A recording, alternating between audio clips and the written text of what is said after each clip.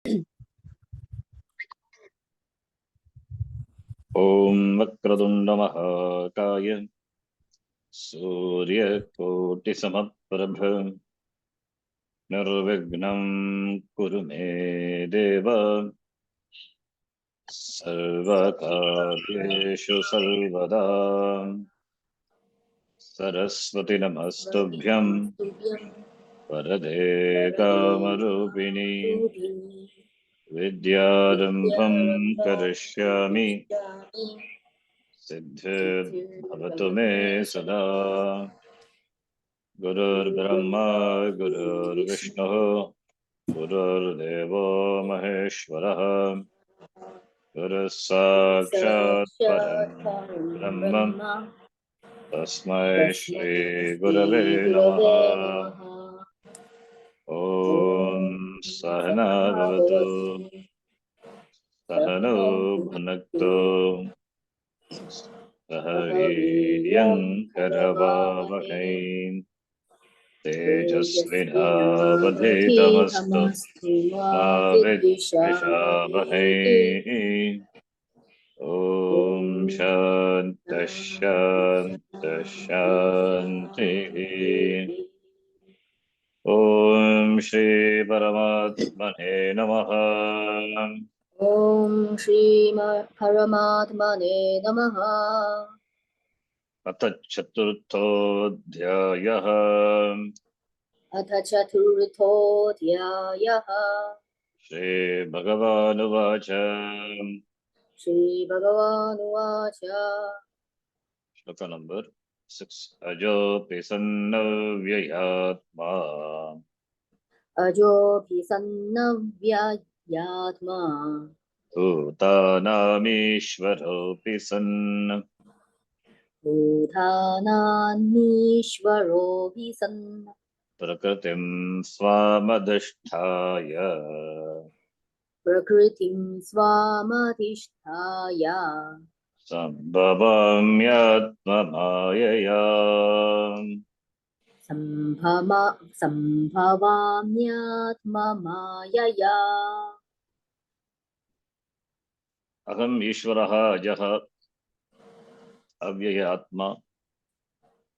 Atma. Here is knowledge, the knowledge which doesn't go away. It means Avyaya Atma, the knowledge which does not subject to change. Therefore, Ishvara can never be an Ajnani. Ishvara is who is not born, not subject to any change. That also we can take, as we saw before. Bhutanam Ishvaraha, the Lord of all the beings. Prakritim Maya, that is the Prakriti, material cause. Adhishtaya Atmaya, by my own Maya, Aham Sambhavami, Aham Avatarami, I incarnate. As we saw, all the jivas are also incarnations only. Essentially, Atma. This particular Sharira is Upadhi, therefore incarnation. All are incarnated. But Ishvara incarnation is different from Jiva. It's different from Jiva in uh, in the cause itself. It is different. We saw the cause is Jiva. The cause of Jiva is karma. Ishvara doesn't have karma. The cause of Jiva to come to being is Ajnanam. Jiva doesn't have Ajnanam. And the Jiva taking this Sharira, which is Bhautika Jiva, whereas Ishvara Sharira is Maika. So these are the differences. All the differences also we can, if we can cancel it as Mithya from the Paramatika Drishta. Therefore, Jiva is one with Brahma. Therefore, in that way, Jiva is also an incarnation only. But Vyavaharika standpoint, we talk and we say that Ishvara is born as though. From the Paramatika standpoint, neither Jiva is born nor Ishvara is. Ishvara takes avatara. Vyavaharika standpoint, Jivas are born because of the force of karma, and avatara also Avatara, Ishvara takes avatara also because of the samashti prarthana of the jiva, and avatara not bound by the maya. Being free, he comes as though he comes down as though he takes Janma. So that is the concept of avatara, a unique topic as we saw discussed in Gita.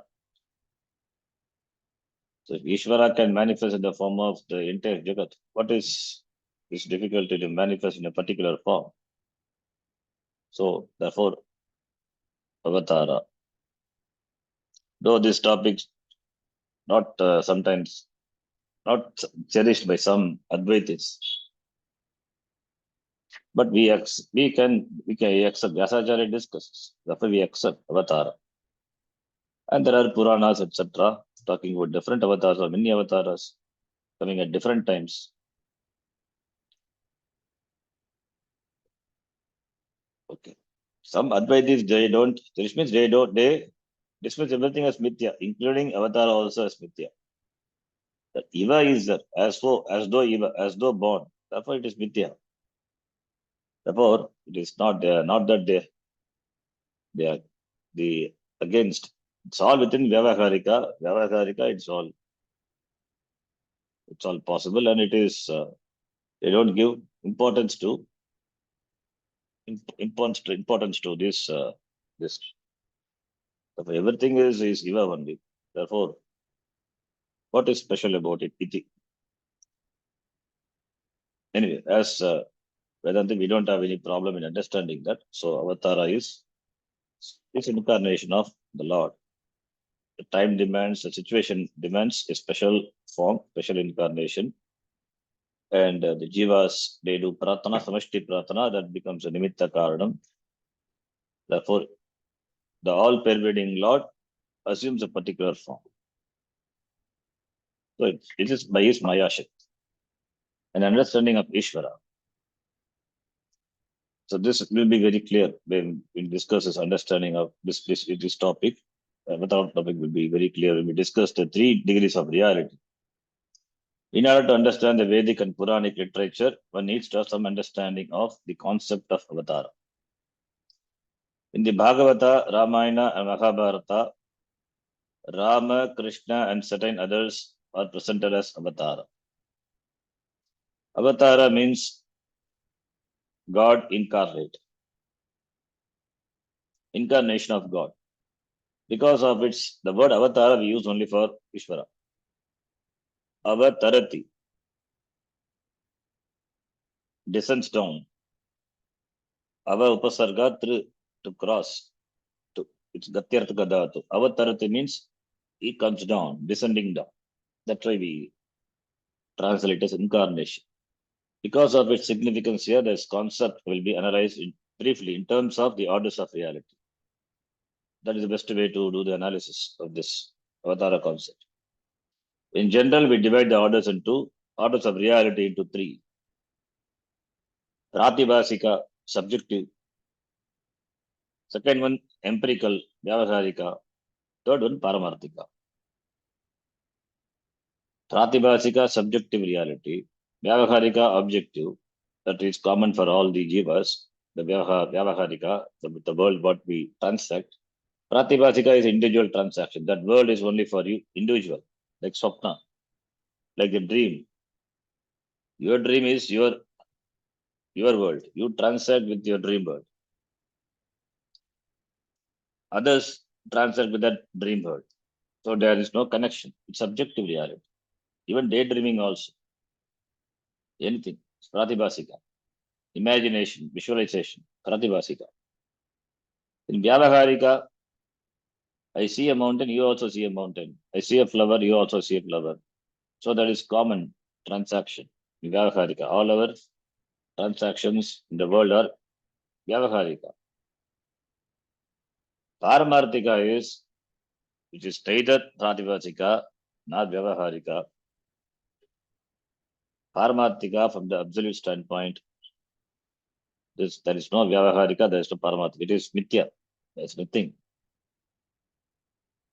There is this Vyavaharika, as we dismiss Pratibhasika as we dismiss the dream world from the standpoint of the waking world, so too from the Paramatika standpoint, this Vyavaharika is dismissed. Different degrees,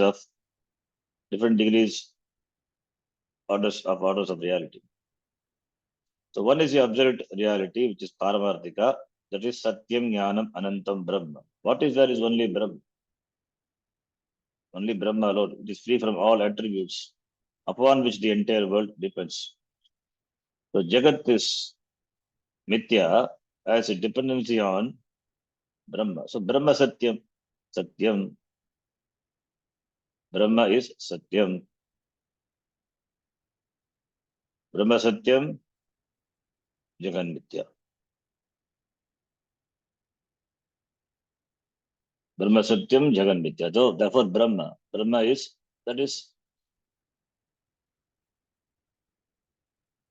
Brahma is Satyam. Jagat as a dependency on Brahma.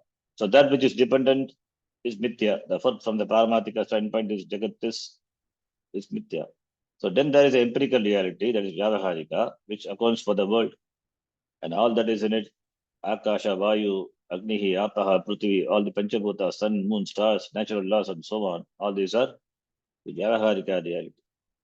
It is this Jiva Srishti, sorry, it is Ishvara Srishti, in which Jiva, it is Ishvara Srishti, in which Jiva transacts through which.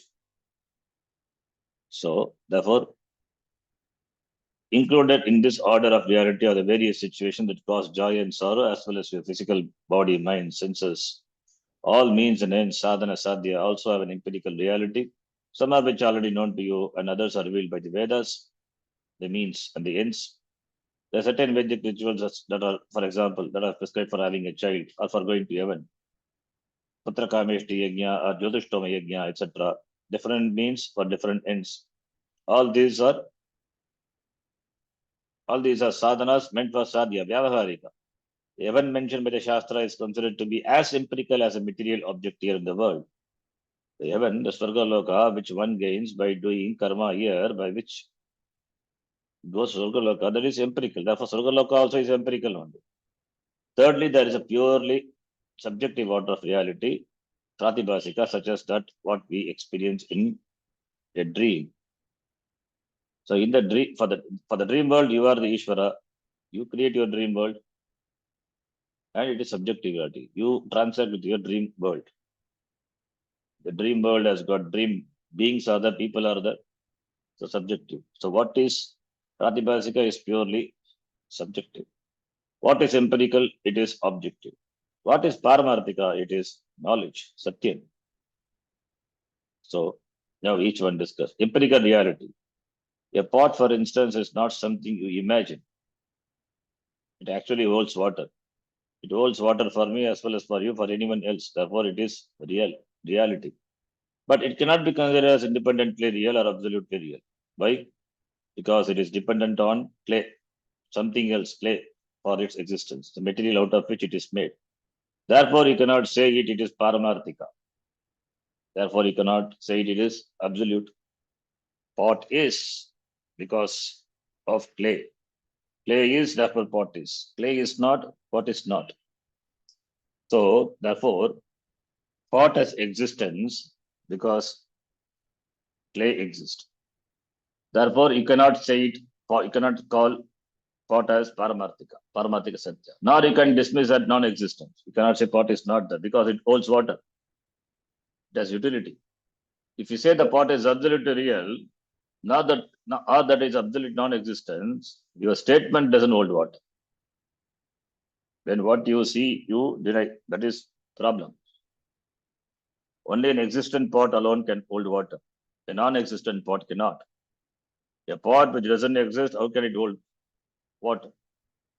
Only the pot which is existent can hold water, and the existent pot is not independent. It has a dependency on clay. Therefore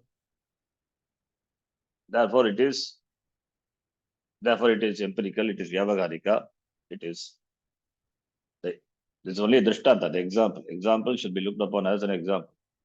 The existent pot is something that has a history. It was born at a given time.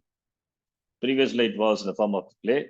It is given a shape. It was born at a given time and is lived in various homes.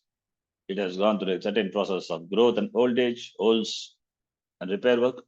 It has seen ages and passed through many hands. Now, having had its day, it is parked in some corner somewhere, an old useless pot. Thus, the pot definitely enjoys certain order, certain reality, because of which we accept as something that has a name and form, Namarupa, and behaves with certain laws. This reality is what is meant by empirical reality, Vyavaharika Satya. And for understanding the empirical reality, we have sense perceptions and pramana such as inference and presumption, anumana, arthapatti, all these pramanas are there. So in the Vyavaharika Satya, name and form, all these are included. They all behave, they all act, they are in keeping with certain laws. Vyavaharika Satya. When the Veda talks about ends like heaven, Swargaloka, and the means for attaining them, sadhana sadhya, it is talking only about empirical reality. Swargaloka is not another reality, it is empirical. To go to Swargaloka, karma is done in this loka only. If this is empirical, going to other loka also must be empirical only. Sadhana is done here. Passport is got to go to other loka. Therefore, empirical. Swargaloka also is empirical as this. As we have the laws here, that so too the Swargalokas also are bound by certain laws. The laws may differ, but they are within the law only. Nothing is above law. If heaven is a place, it is something within the creation. Therefore, it is included in this order of reality. All the lokas, Swarga loka, any loka, 14 lokas are there. All are included in this order of reality. The various rituals enjoined by Veda imply a doer. A karta is a karta karoti, who must perform certain karmas in order to achieve the desired ends. Karta karma karoti, for gaining certain ends. Since the means and ends are connected, sadhana sadhya are connected, the means also have an empirical reality, whether they involve worldly action, Laukika karma, or Vedika karma, in scriptural injunction. Because means and ends are all dependent on something else, they are not absolutely real. Therefore, they are not paramarthika, but vyavaharika, being totally within the empirical sphere. So they are dependent, means are dependent on something. Something is this vyavaharika only, means what is required for doing the sadhana. If it is Surga, for going to Surgaloka, the Jyotishtama Yajna is performed. The Yajna requires all the materials required for the performing the Yajna, including the priest, etc., Dakshina, priest, all the materials. From where they are got, the world only, from the empirical only. The sadhana is performed where? In the empirical world only. And therefore sadhya is where? That also comes under empirical only. Sadhya, the end is achieved to the sadhana is also empirical. So they are all within the empirical sphere only, empirical reality. The word empirical is the closest translation, English translation for the word vyavaharika. Transactional word. Sargaloka also transactional word. You transact from here and go there. Transaction. You get transferred from here to there. Because you from your sadhana, because of the karma. So vyavaharika, which covers everything known and unknown within the sphere of the creation, that is not created by a given mind. It's not created by a given mind. It is created. Certain things are known, certain things unknown to us, but it is created. It is there created by the Lord. It's vyavaharika. It includes everything that is understood at a given time. It also includes that is not understood now, but maybe understood later, like Swarga. Swarga is known only from the Shastra. It is known only from the Shastra. How the Swarga Loka will be, we don't know. It's all only descriptions are there in this Shastra. From that we infer, not in the Puranas. Therefore, some we know, some we may not know. It is understood. It is not understood now, it may be understood later. So this kind of world and the mind itself, the mind stuff, brain cells, so on, all belong to this transactional world, empirical world. The body and the sense organs, the senses and their constituents, the capacity to remember, to love, to think, and to know are all Vyavaharika, meaning they have an empirical reality. This is Vyavaharika Prapancha, the transactional world, which includes all the lokas. This loka is all the loka. Loka consists of all these beings and the pramana, sadhana, sadhya, everything. Body, mind, sense, complex, everything comes under Vyavaharika. Now, subjective reality, Pratibhasika. Third order of reality. And what is the first order of reality? Paramarthika. Satyam Jnanam Anantam Brahma. Brahma Satyam. That is Paramarthika. Now, third order of reality is purely subjective and it is called Pratibhasika, subjective reality in Sanskritam. The dream example. The dream is an example of this order of reality. Best example is dream. Something exists because you see it. You only can see it. It is subjective. Any mistaken notion, unknown fears, all forms of projections, they are also pratibhasika. Seeing a snake on the rope, pratibhasika. You see a snake, not everyone sees a snake. Snake is there for you. Snake is not for that informed person. Pratibhasika.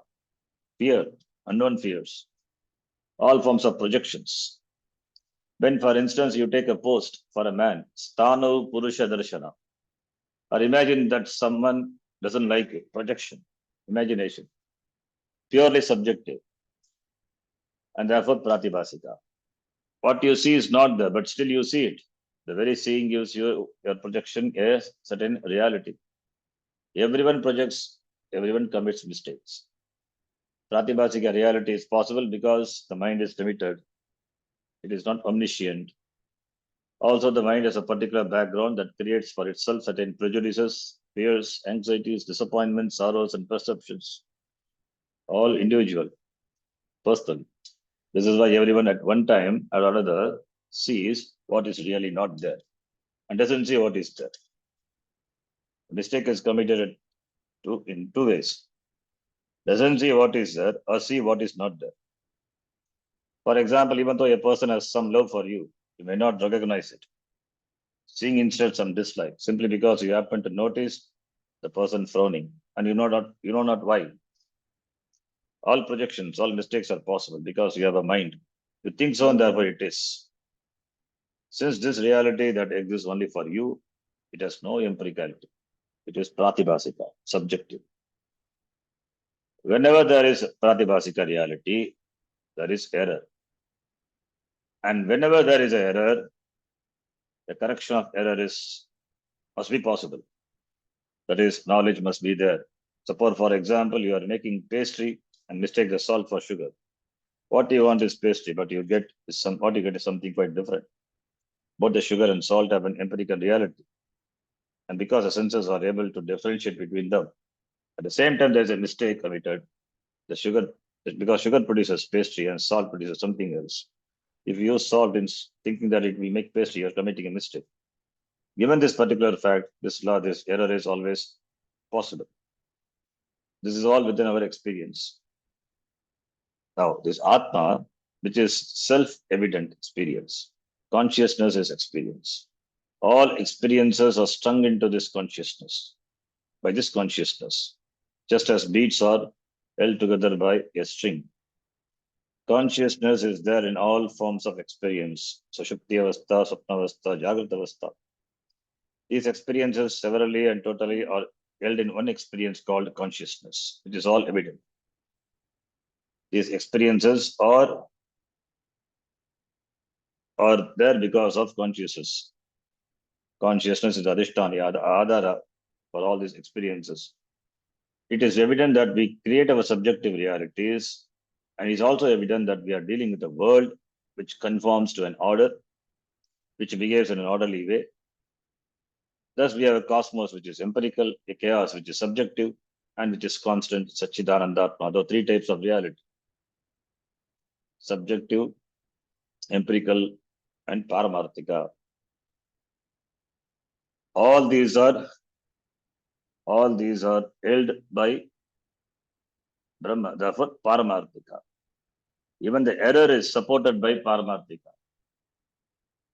Even the error is, that is, the error is supported by Paramarthika. The error is corrected. That is also supported by Paramarthika, Sat, Brahma.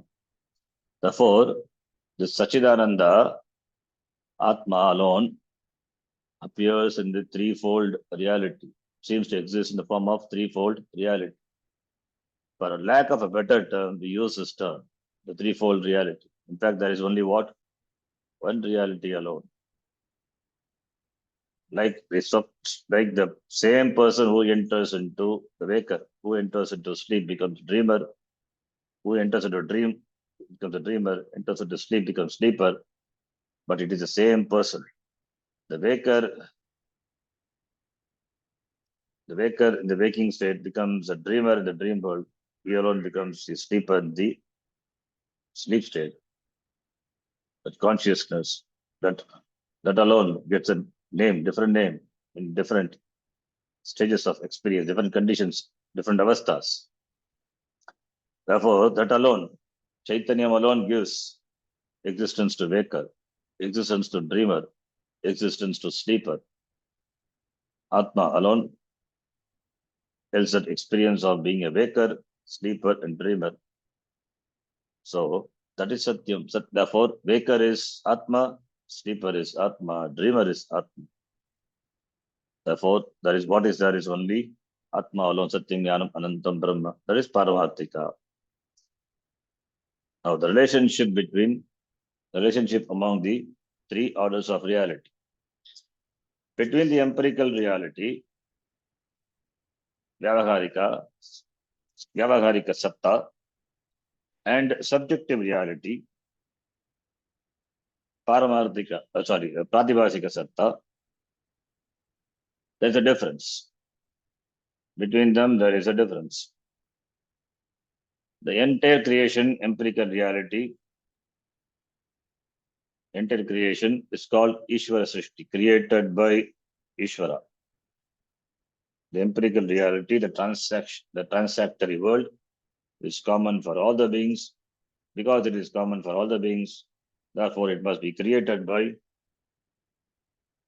the Lord Ishvara. Therefore, Ishvara Srishti, the Lord's creation, we transact with the creation of the Lord. Ishvara Srishti is Ishvara Srishti. And the projection of one's own mind is Jiva Srishti, the individual subjective creation, like Swapna or even the imagination, our own imagination, the prejudices, fear, etc., our own creation, mind creation. That is also a creation. That is Jiva Srishti. So two types of Srishti. Jiva Srishti, best example is Swapna Prapancha. The dream world is created by the Jiva. Even in the waking world also Jiva Srishti is mistaking one thing for the another. All the relationship problems are all Jiva Srishti. Jiva Srishti, and that is Ishvara Srishti. Now problem comes when Jiva Srishti is considered, when it is considered to be real. So at all times we are confronting these two orders of reality. Even in the waking, even in the world, empirical, we confront with these two orders of reality, subjective and objective, empirical and the subjective, on the basis of the one reality, which is Satyam Jnanam Anantam Brahm. With this understanding of the orders of reality, let us return to the shloka. So Jiva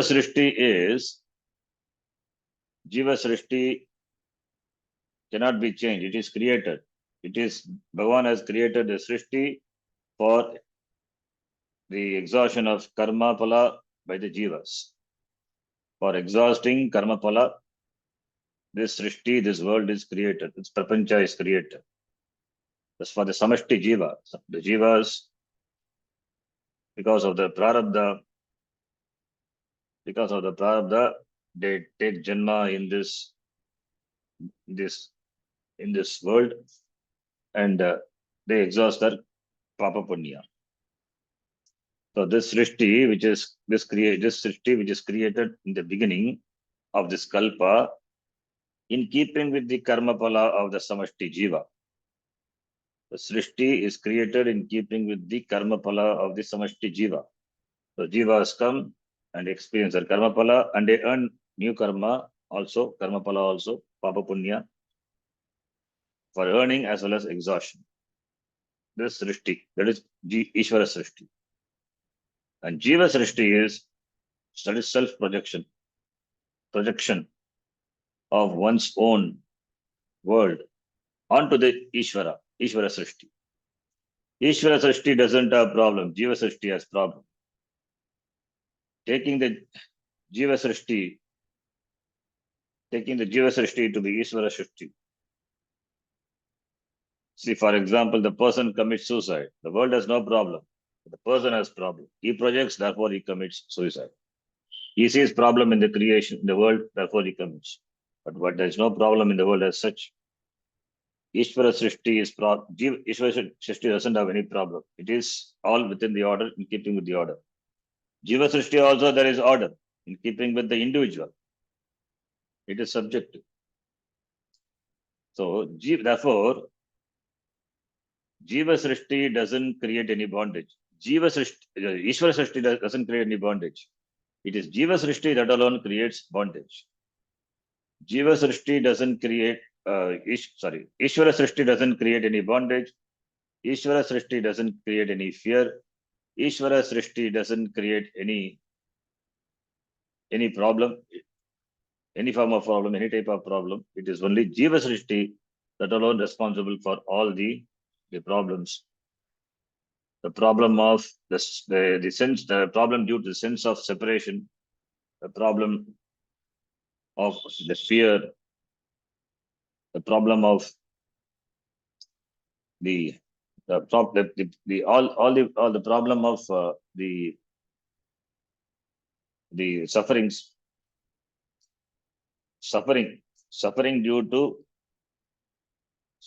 suffering due to any mental issues. That is Jiva Srishti. Suffering due to physical problem, that is well within the order. That is Ishvara Srishti. The body suffers, that is in keeping with the order. But suffering due to mental problem, mental ailments, that is Jiva Srishti. Created by the Jiva, self-projection. Seeing that is not there. That is Jiva Srishti. So the error is at the level of Jiva Srishti. In Ishvara Srishti, there is no problem. In the Srishti of the Lord, there is no problem. It is only in the projection of the Jiva there is a problem. So, within the Ishvara Srishti only, there is freedom. Freedom from what? The Ajnani becomes a Jnani.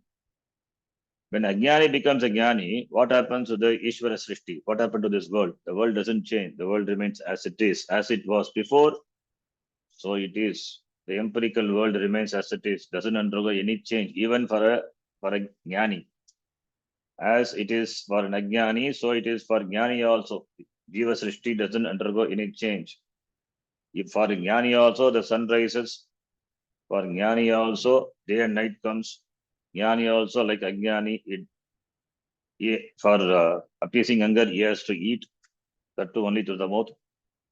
So it is common. Then what makes the difference between Jnani and Ajnani? Ajnani thinks himself to be a samsari, error created by his own projection. That is not there for a Jnani. So the mistake is corrected. The error is at the level of Jiva. Srishti is corrected.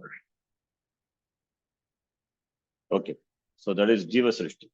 Pratibhasika. Ishvara Srishti is Vyavaharika. Jiva Srishti is Pratibhasika. And all the Srishti are resolved into which? Or all the Srishti are held by what? That is Paramarthika, Atma, Brahma. That is absolute reality. From the standpoint of that, there is no Vyavaharika, there is no Pratibhasika. Now, with this understanding of the orders of reality, let us see the shloka, return to the shloka, where Bhagavan Krishna says, I am born wielding the Maya, the Prakriti, in my hands. In this way, I assume a body. Because the Lord can create the whole world and also assume a body, there is no problem in seeing Krishna's birth is referred to here as an incarnation of Ishvara based on the concept of avatara, avatara vada. Avatara vada. Vada meaning model, the model of avatara. Because the Lord create the whole world and also assume a human body. Therefore, the same Lord coming as Ishvara, Krishna, is not a problem. Avatara. But the next question would be, to which order of reality does physical body belong? The physical body that the Lord assumes belong. Is it Paramarthika? It cannot be Paramarthika. Is it Vyavaharika or it is Pratibhasika? The question comes. Bhagavan's Krishna's body is not Paramarthika. If it is Paramarthika, even now the body has to be. It is not, therefore it is not Paramarthika. When Krishna points out that he is unborn, never born, he is pointing out the absolute reality, Paramarthika Satya. Therefore it has to be Paramarthika. He is unborn, not born, therefore Paramarthika. In fact, from the standpoint of the absolute reality, no one is born. What is born?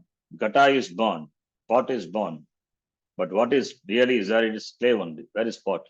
From the standpoint of the clay, there is no pot, only clay. Therefore, Krishna is also not born. Therefore, as though born. Iva. Thus, from the standpoint, absolute standpoint, Krishna is not born. And Mr. Krishna, who is standing before Arjuna, cannot be Paramarthika Satya. That's what I told. Krishna is not Paramarthika. If it's Paramarthika, he has to be now also. It must be kept in mind that, yeah, we are not talking about Krishna who is Paramatma. We are not talking about Krishna who is Paramatma. We are talking about Mr. Krishna, that is the son of Vasudeva, who was born in a prison, who had a body, who wore a yellow piece of cloth, who played a flute, and who seated in Arjuna's chariot and was holding the reins of the horses in his hands. Is this Krishna who was teaching Arjuna Paramarthika? No, he is not, because his body is not Paramarthika. From the Sharira standpoint, it's not Paramarthika. That is why unborn. If it is body, if he is a body, then he should be born. He is not, therefore unborn, ajaha, therefore not Paramarthika. Surely then can we say that Krishna's body is empirically real, Vyavaharika. If it were taken to be empirically real, there also problem is there. Would Krishna not have been born of his own karma, and therefore would he also not be a samsari like Arjuna? If it's empirically real, is real as like me, like a jiva. So he must have karma. Karma pala is a papa punya, therefore he is born. He is born like me. There is no difference between me and him. Then how can we call him as incarnation? He is also a samsari like me, jiva only. If he were born of his own karma, punya and papa would be there for him, along with dharma, adharma. Do a ship and enjoy your ship. If he is born of papa punya, then he must have kartrutva and bhoktrutva. If he were born by karma, where would be the possibility of his wielding the Maya? Like Jiva, he also will be influenced by Maya. He cannot preside over the Maya. Therefore, in order for his birth to be considered empirical, Krishna had to have been under the spell of karma, meaning that without his volition, his birth would have been determined by the very laws which govern the Jiva. Only then can his birth be considered to be like empirical, that of Arjuna. So, therefore, is it empirical or not? If it is empirical, it will be same as that of the Arjuna or any other Jiva. The empirical reality of a Jiva's birth. Okay, I think we'll stop here. We'll discuss this interesting discussion. So, therefore, the reality of Krishna's birth is coming here.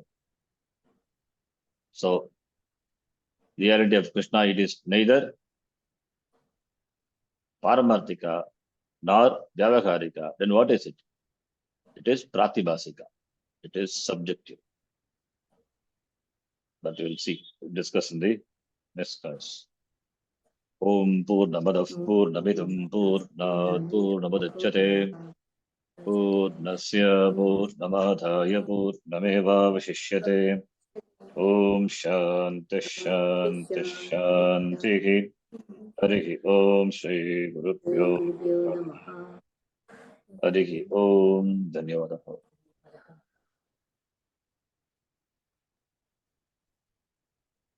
We'll see in the evening, bro.